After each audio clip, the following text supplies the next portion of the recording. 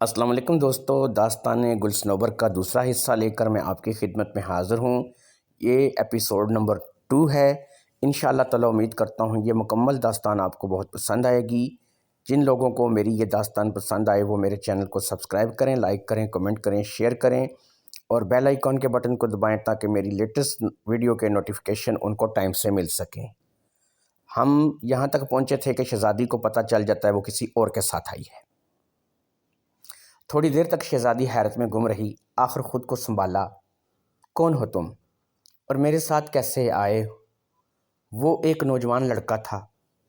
اس نے کہا، میں جنگل کے راستے انسانوں کی دنیا میں پہلی بار آیا ہوں۔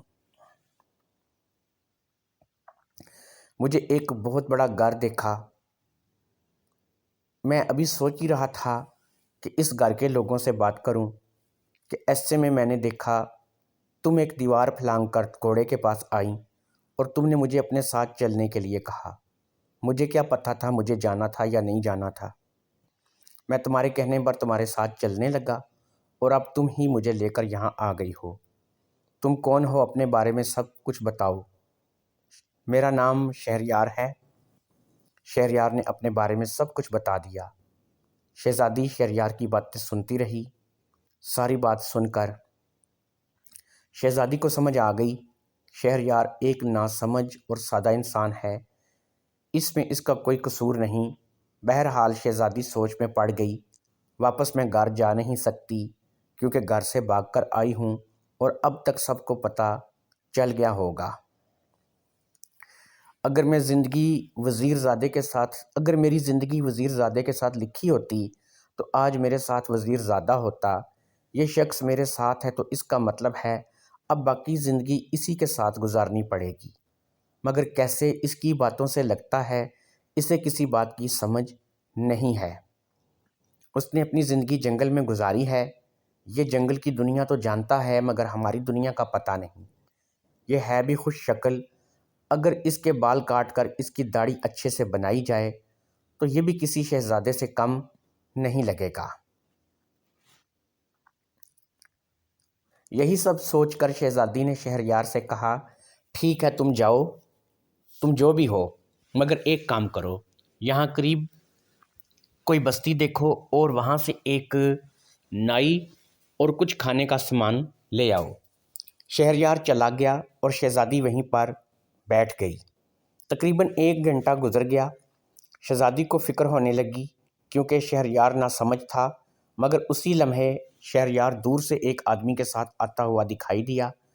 شہزادی نے دیکھا شہریار نے اپنی گود میں کچھ چیزیں اٹھا رکھی ہیں اور شہریار کے ساتھ ایک آدمی ہے۔ شہریار شہزادی کے پاس پہنچ کر رک گیا اور اپنی گود میں سے مولیاں، گاجریں وغیرہ نکال کر شہزادی کو دے دیا اور بولا، یہ کھاؤ، یہ میں کھانے کے لیے لایا ہوں۔ شہزادی تھوڑی سی پریشان ہوئی مگر وہ سمجھ گئی تھی یہ ایک جنگلی انسان ہے، اس سے یہی امید کی جا سکتی تھی۔ شہزادی ساتھ آئے ہوئے آدمی سے مخاطب ہوئی اور اس سے کہا، کیا تم نائی ہو؟ اس آدمی نے کہا، جی ہاں میں نائی ہوں۔ شہزادی نے اسے کچھ اشرفیاں دیں اور اس سے کہا، شہریار کو اپنے ساتھ لے جاؤ، اس کے بال کاٹ دو، اس کی داڑھی ٹھیک کر دو اور قریبی کسی چشمے پر لے جا کر اسے اچھی طرح نہلا دھلا کر یہ شاہی لباس جو میں تمہیں دیتی ہوں اس کو پہنا کر میرے سامنے پیش کرو۔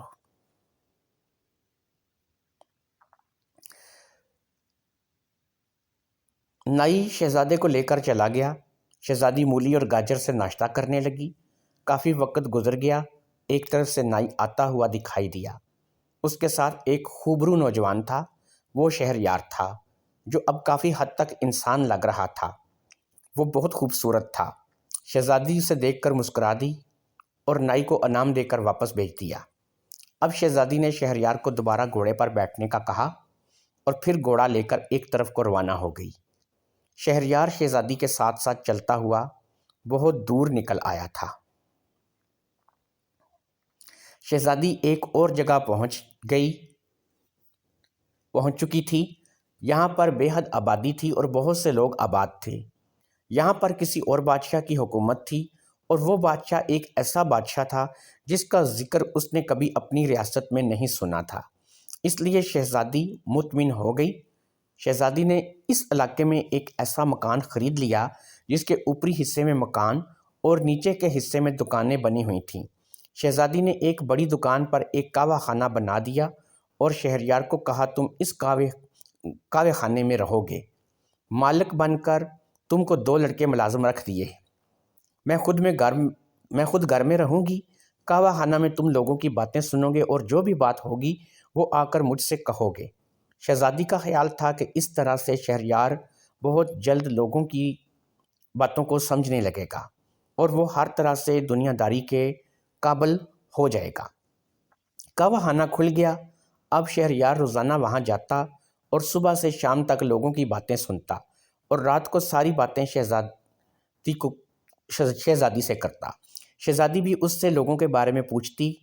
تقریباً 1 مہینہ گزر گیا۔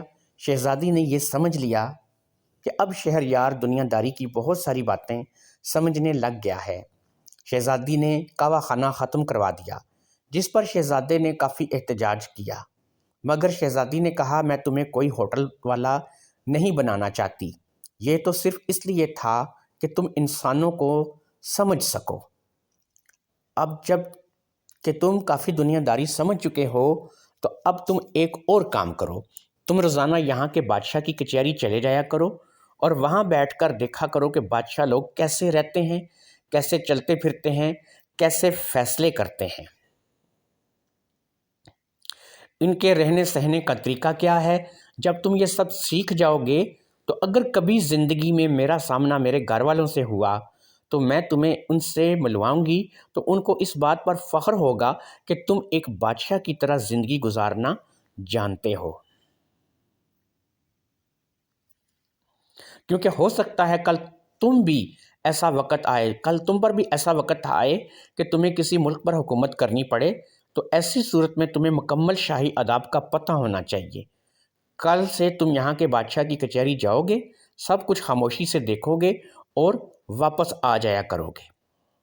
اور ہاں، یاد رکھو، اگر کبھی بادشاہ کا کوئی بندہ تم سے پوچھے کہ بھائی تم یہاں کیوں آتے ہو، تمہیں کسی کام کی ضرورت ہے، تو ان سے یہی کہنا، میں تو ویسے ہی شاہی کچہری دیکھنے آتا ہوں اور مجھے کوئی کام بھی نہیں کرنا ہے۔ شہریار شہزادی کے کہنے پر وہاں کے بادشاہ کی کچہری جانے لگا۔ وہ واقعہ ہی سیکھ رہا تھا۔ چند ہی روز میں وہ مکمل شاہی آداب کو صحیح طور پر سمجھنے لگ گیا تھا۔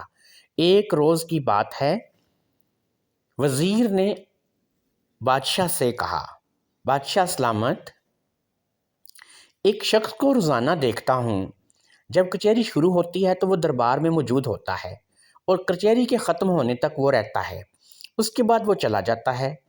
کافی دنوں سے اس کی یہی روٹین ہے، اگر آپ کہیں تو اس کے آنے کا سبب پوچھوں؟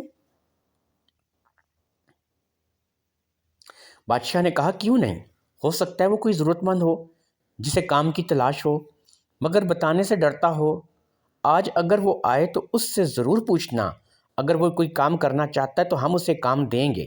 اس سے اگلے دن کی بات ہے، حسب روایت کچہری کا ٹائم ختم ہوا اور شہریار اٹھ کر جانے لگا، تو وزیر نے شہریار کو آواز دے کر روکا اور شہریار سے کہا، اے نوجوان، تم کوئی ضرورت مند محسوس ہوتے ہو، اگر تم ہمارے ہاں کچھ کام کرنا چاہو تو ہم تمہیں شاہی دربار میں ملازم رکھ سکتے ہیں۔ شہریار کے دماغ میں شہزادی کے الفاظ گھوم گئے، اگر کوئی تمہیں نوکری کرنے کو کہے تو انکار کر دینا، مگر ساتھ ہی شہریار کے دماغ میں ایک اور بات آئی کہ میں ایک مرد ہوں، میں کب تک ایک عورت کے کہنے پر چلتا رہوں گا؟ آج تک میں نے اپنا کیا کمایا ہے؟ میرے جسم پر جو کپڑے ہیں یہ تک میرے اپنے نہیں ہیں، میں جو کھانا کھاتا ہوں وہ بھی شہزادی کے پیسوں سے آتا ہے۔ اگر میں نوکری کروں گا تو خود کھا سکوں گا، کما سکوں گا اور شہزادی کے لیے بھی کچھ بنا سکوں گا۔ یہ سب باتیں سوچ کر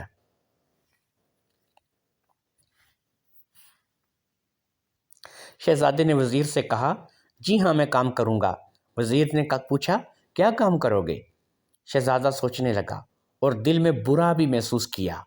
شہزادی نے مجھے ایک اچھا انسان بنایا، مجھ پر اتنا اعتبار کیا، آج میں اسی کے خلاف چلا ہوں۔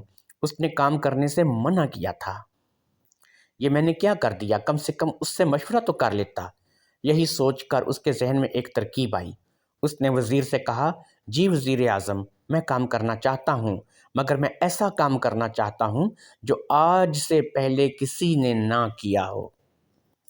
دوستو، یہ کہانی جاری ہے۔